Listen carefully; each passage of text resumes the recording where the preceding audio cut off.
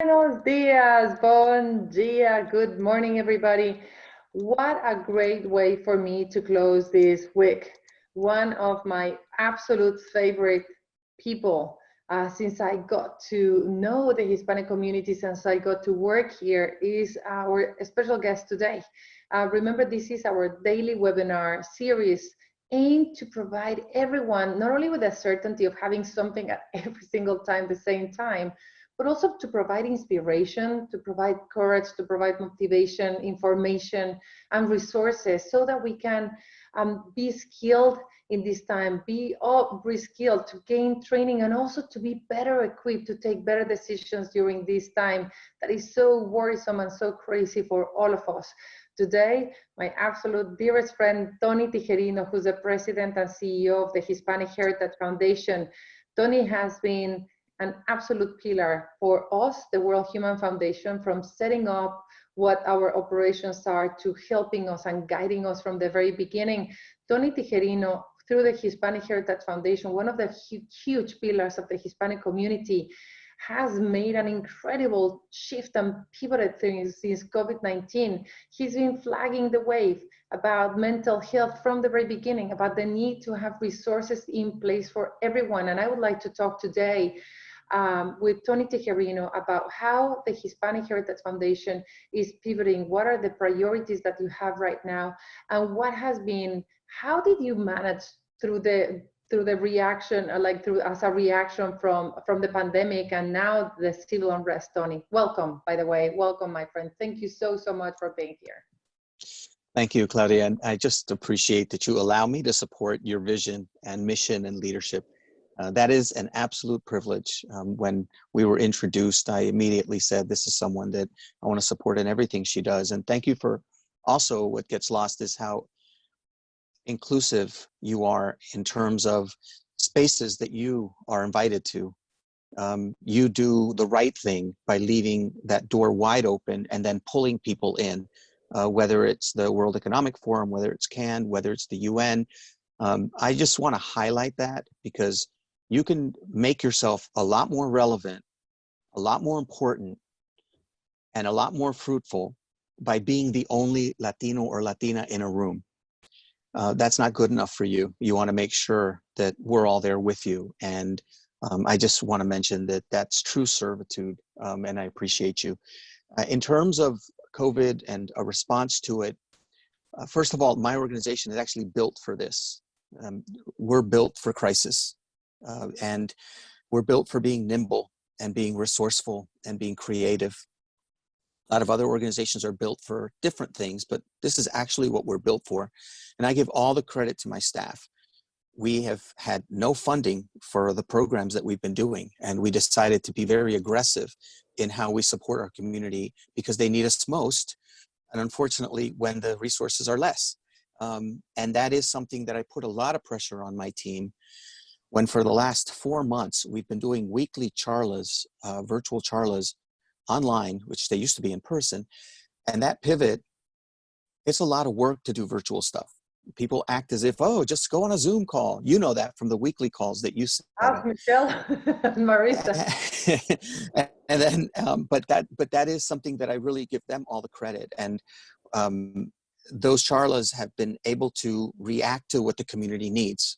So the charlas on mental health in English and in Spanish, how to teach your kids at home, which is increasing the rate of children not being educated right now. So we talk about a health crisis, mental health, we're talking about financial crisis, there's an education crisis. And when you think about over the summer, kids normally drop off what they learned, about 25 to 30% of what they learned during the year over summer, which is 2 to 2.5 months. It's now going to be 6 months. So imagine how much is going to drop off in terms of what they did learn in, from September until December.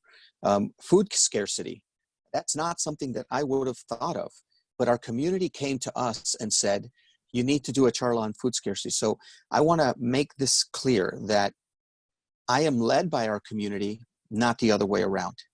And these charlas open up an opportunity to listen to our community, to learn, to be able to mobilize and better serve our community. So they are self-selected 5-minute presentations We're doing one on Pride today, featuring our good friend Mark Madrid hosting it. And we're also very, very proud of an emergency charla we did. Think about this, hermana. With about a day and a half's notice, we had 2,500 RSVPs to an emergency charla on how Latinos can be better allies to the Black community. Every speaker was Black Latino, African American, and of different ages, because it's really important that we get the full story and full perspectives of the Black community. I never feel comfortable when somebody says, oh, I want you to represent the Latino community. How am I going to represent an 18-year-old trans kid? How am I going to represent you as a woman? How am I going to represent somebody that is a recent immigrant or has been here for a very long time or speaks Spanish or doesn't speak Spanish or speaks it badly like me? We all, or somebody that's from the LGBTQ community or Jewish or Muslim or whatever it might be.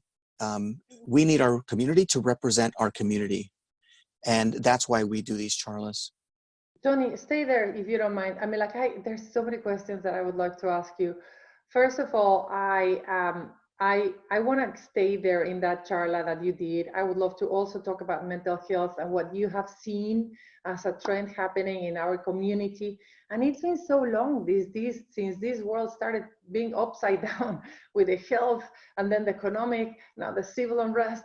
And how have you seen the evolution of our community since you're so grassroots and so connected to the community? You know by name the people that you sponsor, that you support in every single city. So I would love to hear what's the sense, what are you feeling in the pulse? But and I also would love to know a little bit more about Tony Tijerino, the person, the journey, the human being, the father that we know on your journey. But let's start with that charla that you had about how to be supportive to the African American community. I saw that, and I saw very clearly that you started with, we have to be silent, just zip it. This is the time to listen. And it is, you know, like it is, I would love to hear more, and I would love to hear more because it is time to listen, but when is it a good time then for Latinos to speak for Latinos about Latinos? And just like race, like, because if we're Latino leaders, we have to be speaking up for, and we represent Hispanic organizations. When and how can we insert our conversation and join forces with the African American community so that we can advance diversity and inclusion? I can tell you that my approach is that right now we have to listen to learn how to better support the Black community. We also have to be in this moment, that this is a time when the Black community needs our support. And sometimes that support isn't necessarily equating it to whatever our struggle might be. It is purely to support. I can tell you that I quoted a monk, Thich Nhat Hanh, who used to talk about deep listening, compassionate listening, that by deep listening, you're actually helping someone relieve their suffering. And I think we're at that point right now. We never want to be silent. We want to be really loud, but we need direction, and we need to be able to be aligned, and we need to hear the different perspectives and what people go through, including our Black Latino community in the Latinx, you know, the Afro-Latino community. And we had a very strong representation of Latinx Afro-Latinos. And I just think that this is a time when we need to support. We've got DACA staring at us this month, and that's going to be decided. We're 750,000, and that's DACA. There's millions more that aren't eligible for DACA or the DREAM Act or anything else that's being talked about. We have a lot to talk about in terms of our own community. We have a lot to talk about how board of directors look like, how senior management positions look like in every single industry.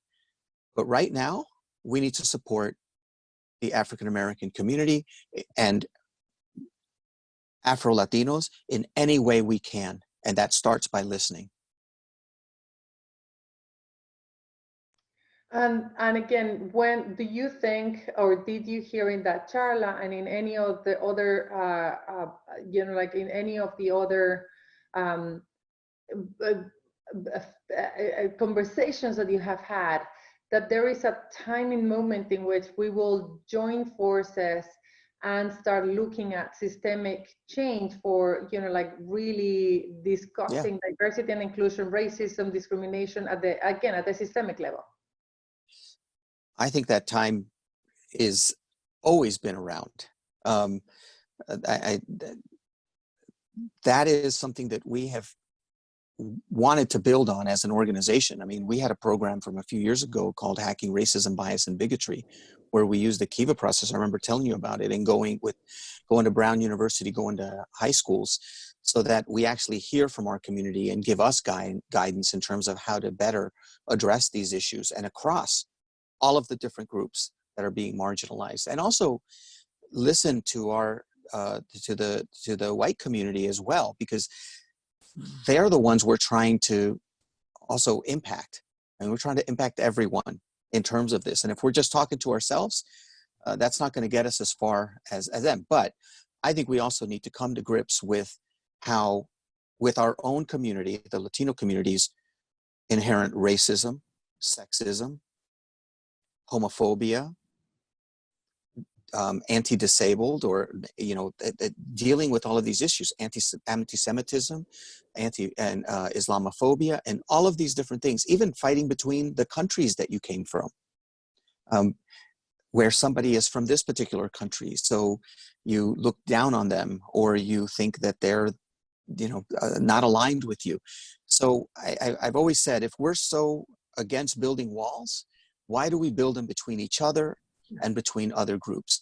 And I do think that time is here. I mean, but it also should have been here. So it needs to start going forward, that we are aligned in all of these, in terms of asking for justice and asking for inclusion. But do But you it needs to be done with the Black community in tandem, along with the Asian community. Look what just happened with the coronavirus, where Asians were being beat up, and hate crimes against our Jewish brothers and sisters, and Muslims, and women. Look how women are treated. But during the Me Too movement, we needed to listen, at least men, not women, but men needed to listen and learn and come to grips with their own issues as we're supporting this movement. yeah And that's the same thing we're dealing with.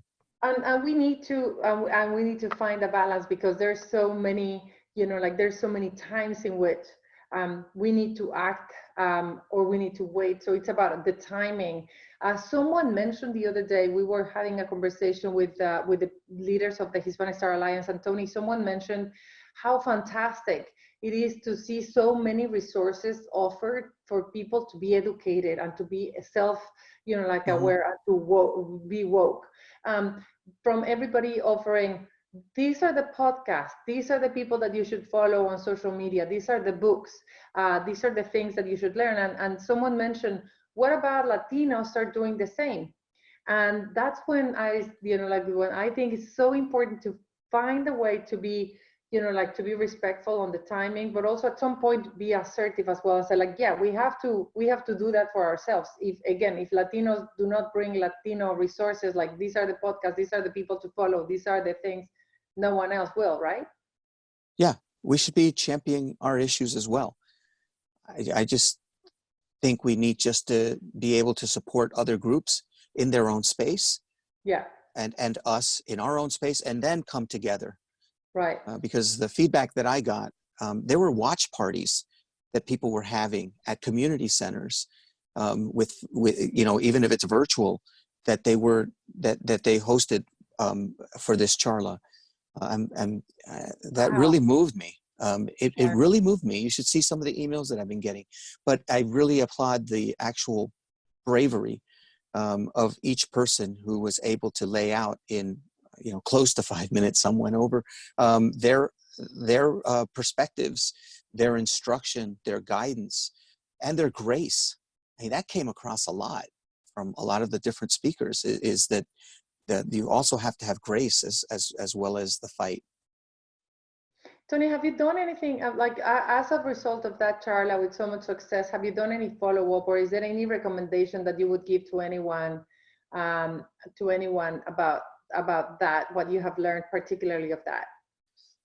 Thank you for that question, because unfortunately we were on to the next thing. I think the very next day we had a virtual investors forum where we had almost $1 trillion worth of investors that oversee investments of $1 trillion that are all Latino. I think it was over 130 investors that gathered for this, and that is a real vision of my chairman Emmanuel Pleitas and Stacy Olivares and Monica Mantilla. And so, and then the day after, and then now we're onto the Pride Charla, but we are going to go back and then be able to post some sort of a follow-up, exactly what you're saying, next week, where we can actually be thoughtful and digest the information and put together recommendations based on what the speakers said. But you have to pull it apart. We would love to partner with you on that so that we can actually. Oh, that would be fantastic. Thoughtful and just because I think that that's a huge issue that we all face, which is like we're driven by the news, so we need to take the time to listen, but also to analyze and then put recommendations forward where we can even be proactive and say, like, these are the recommendations we heard, and this is where we can collaborate as Latinos, and then like put it as a proposal. I think that we would love to partner with you on. And it almost serves as a focus group. Yeah, absolutely. Because each one is doing 5 minutes or around 5 minutes. So it's digestible, but it's very powerful. I mean, and I love that we had high school kids talking about their position that are Black Latino. And so Sid Wilson, another mutual friend, did one, and Marco Davis from CHCI, as well as the actor Hill Harper, and a lot of others that were undocumented. A young woman who I've been mentoring since she was 16 years old is undocumented from Ghana. And she's nervous about DACA. She's going to be very different than the other speakers. And that's what we wanted. So we want to gather that and put something together. The key with what you said is on what we heard, not what we think. And so we're just conduits, so I like that you said that, because it really is that we're listening and then guiding through the words of the actual sources that we need to listen to. Tony, every time I hear a great initiative, you're behind it, one way or the other. So just for the sake of what is the scope, and what do you do, and how do you do it? We don't want to I don't even want to know, but what is the scope of what is the focus of the Hispanic Heritage Foundation, and how many lives do you have that you seem to be having days of 48 hours a day? No, I'm the least hardest working person on my staff, so I just want to make that clear. The Hispanic Heritage Foundation focuses on education, workforce, leadership, and culture. Those are broad enough to capture a lot. However, we go off into different areas, which is the ultimate thing, which is meeting the needs of our community. So in the middle of COVID, for instance, when I get a call from my friend Mario de la Torre, who is a designer in LA, and he calls me and says, I have all of these people that sew for me that aren't working right now and can't go to work. I want to sew for our community. I had just read an article that farm workers didn't have access to face masks. So I call my friend Monica Ramirez, who is the person you would call in this space. And she calls a woman named Sylvia, who works with the clinics that oversee. And then I called my friend Nicholas Gonzalez, who is an actor. And within 24 hours, we had a campaign to sew face masks and deliver to the farm worker community. Now, I want to make this clear too. Our effectiveness, our leadership is as good as the call we make. It's not about us. I'm as good as being able to call Monica Ramirez. Mhm. I'm as good as when I get a call, and that campaign has provided tens of thousands of masks to farm workers. And now we're trying to push it down to help Sister Norma on the border. But I just want to make this clear. When Well, I you, get a call, I just want to say this real quick.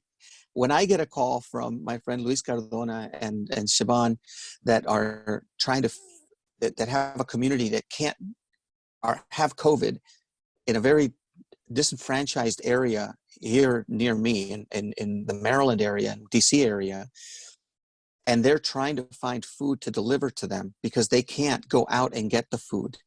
I made a call to Michelle and to you and to and to Hispanic Star and the We Are All Human, and you guys connected us to PepsiCo, who then provided food.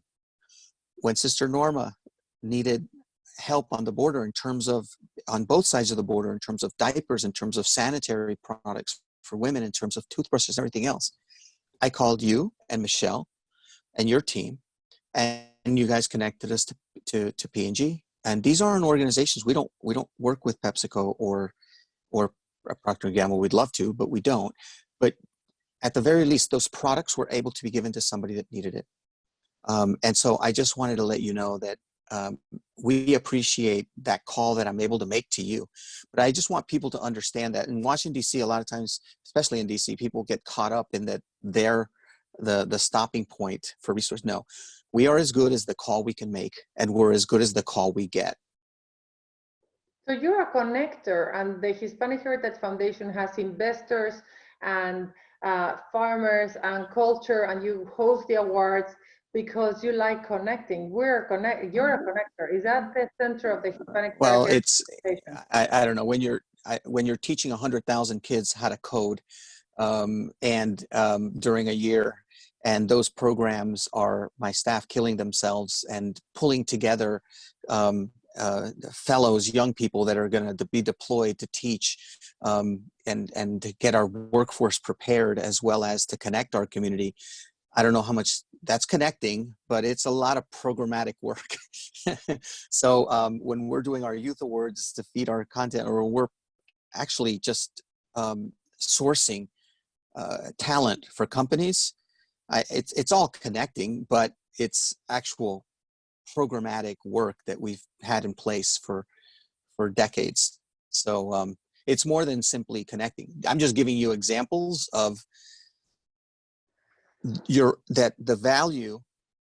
My value is that I can call you. My value is that I can call Monica. My value is that Mario called me, or that I can call Nick, or that I can call Sid, or I can call Laisha Ward over at Target. I mean, that is my value. And that's what I wanted to make clear. Connecting is important, but there's a whole lot of programmatic work that's being done, and putting on these charlas and everything else that we've been doing. It's hard work. And Tony, I mean, like, you were able to pivot the entire organization and to Mm-hmm. change it, and it's been hard, but you were able to bring your team along. I want to ask you two questions. How can others learn from your quick thinking and adjustments that you made to the Hispanic Heritage Foundation, to yourself, so that they can apply it? And then how can other people get involved with what you're doing? Well, I'll answer the first one first. I think some of it also is just your culture, your personality, and I run I lead the organization, but believe me, the people that run it are my team. I have unique attributes that normally are negatives for most people. So when somebody asked me once, what are the things that make you effective? And I said, well, I'm impatient, I'm impetuous, I'm naive. And so they were like, no, we didn't say what makes you ineffective. What makes you effective? Those are the things that make me effective. I'm naive enough to think that we can do this, even if might be something we can't. But that starting point is, I'm naive that we think we can do it. I'm audacious that I think we can do it. I'm impetuous. I'm an impatient advocate. I'm not patient. I never want to be patient. There's a whole lot of people that are really thoughtful and patient. I'm not. If I can't think of it in the moment, then I don't want to do it. And that hurts us a lot, because it means as we're running, it's for sponsorships, boy, it's hard to sell sponsorships when the thing you're doing is in a week or in a couple of days. But I can't be patient when you're trying to support a community. And, you know, I think that I hear you there. having a team, and you're the same way, so I'm talking to the right person, having a team that supports that is not easy on them. It's not easy on them when we just did 3 major charlas and an investors forum in 1 week. Okay. So I give them all the credit for being able to jump into these things and figure out a way to do them right. And they come to me with ideas and everything else as well. I think that's where it comes from. And I'm very proud of that unique space that we're in, that we're able to just act. I'm fine crossing a bridge and building it while I'm going. If I jump off a building, I'll use my shirt as a parachute. It's not for everyone, but it's worked for us. And especially in this time of crisis, I always want to be able to act like we're in a crisis. And the last thing I just want to say is, when I was a kid, and being of Nicaraguan descent, I was born in Nicaragua. Boxing is a big thing in Nicaragua. So I used to box when I was a kid. And I remember one time I got hit really hard, and I was just kind of like this and started clenching. And the guy who was training me said, when you get hit really hard and you're hurt, you swing wildly. Just start swinging at everything. Be aggressive when you're hurt. And this is the exact philosophy that the Hispanic Heritage Foundation has had during the COVID crisis and the social unrest after the murder of George Floyd, and not to mention over 400 years of racial violence. So I don't want to be patient. I want to be aggressive. And I'm not going to wait around for funding. But I also greatly benefited by friends like you, or like others that are at companies that have stepped up and said, this is the time to support you. And I really commend any company or philanthropic organization that has been doing that during this time, because our community really needs it. And I saw a lot of you, and I love that. And don't mess with Tony Tijerino, like, ladies and gentlemen. He said it. Like, where is this coming from? There is a place and a time when that happened. So Hispanic Heritage Month at Kennedy Center. What's going to happen this year? And again, how can people get involved with you, Tony? We haven't announced it, but this could be the place. We are go virtual, and I'll announce it probably next week, but it will be virtual, and it'll be telling stories, and we are extremely grateful to Target, who will again be our presenting sponsor. They have been for many years, and other sponsors that we'll announce later, but it'll be telling stories, it'll be going to locations.